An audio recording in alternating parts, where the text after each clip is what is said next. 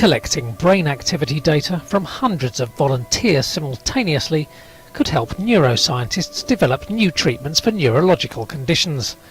That's according to researchers at Toronto's Rotman Research Institute. They fitted Muse EEG headbands to 500 visitors at a public arts event as they played brain games inside a dome.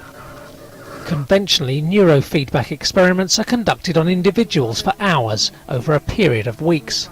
But this crowdsourced approach, called My Virtual Dream, allowed scientists to shorten experiment times to just minutes, while significantly multiplying the amount of data collected.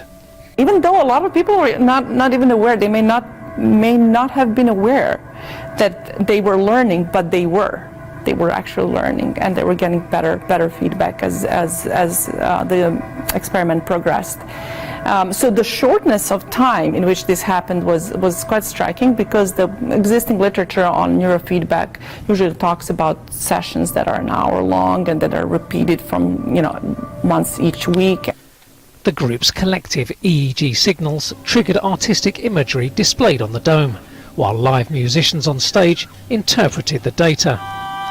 The enabling technology at the core of the experiment is the Muse headband, developed by Interaxon CEO and founder Ariel Garten. So Muse is a clinical-grade EEG that tracks your brain activity in real time. So there are sensors on the forehead and behind the ears, slips on just like a pair of glasses, and tracks the electrical activity that goes on inside your head. Your neurons communicate electrochemically, so when you think or do anything mental, your brainwaves change.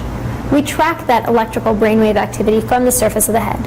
We then make complex algorithms that are able to identify some features of what goes on in your brain. The Rotman Research Institute, run by Baycrest Health Services, is part of an international consortium building a model of the human brain.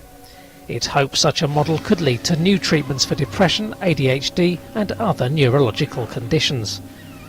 Other large-scale crowdsourced experiments are planned, in the hope that when it comes to brain research, 2 heads or 500 heads are better than 1.